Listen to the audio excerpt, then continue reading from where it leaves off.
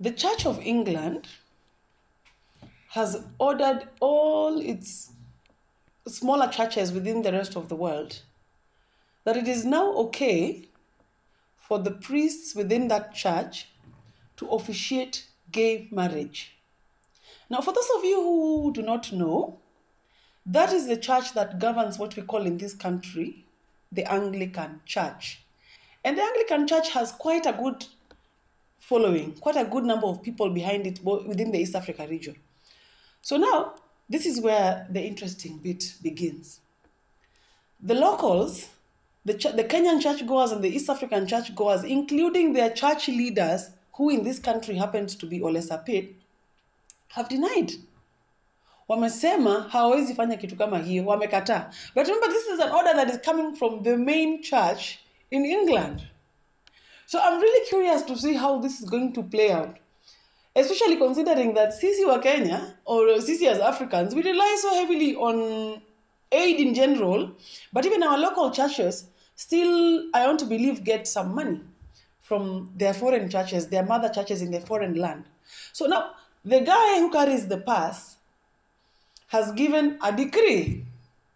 Sasa sisi tunangoja tu kuona, because once you are the one who holds the money and you've given a decree that we do not agree with as the local church, does it mean unaenda kufunga pass sasa so that money does not trickle down to us?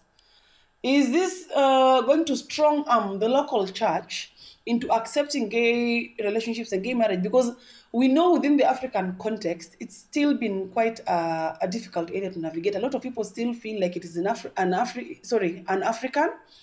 But the younger population is also coming up and saying, oh, hey, nobody chooses to be gay. Let us accept these people. They're part of us, incorporate them into the society and love them. So it's a difficult balance, because remember, even in the previous past, whenever any of our presidents, both retired President Kenyatta and President Ruto, were asked their take on gayism and gay marriage, their response was that it's a non-issue. They said it was we had bigger issues as a country to deal with. They said we have more important things to focus on. There's the issue of poverty, healthcare, still lazima niwapatie shida zetu zote yenye tuko nazo. But they felt that as a country we have bigger issues to deal with than gayism. But the truth is that it is with us. So I'm just keen on seeing how it is going to handle, because it's going to be handled, because in the previous past, the US government has also used ways to maneuver and try to coerce or push the Kenyan government into, accepting gay rights and providing equal rights to gay people. But now, the church also is very powerful. And then the church comes and gives such a decree, people's hands are tied. Because akina Ole Sapit wanaweza ongea na mdomo yao. But in the background, there's a lot of church politics, there's a lot of money involved that might influence the final outcome of this decree.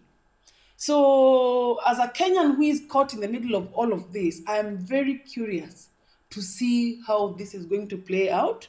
Of course, we already know what the Kenyans are saying on social media, the Ugandans are already saying on social media. Kila mtu not kila mtu really, but a good majority wamekataa hii story, wamepiga kelele, like you guys are trying to force this thing down our throats, we're not going to take it, it is an African.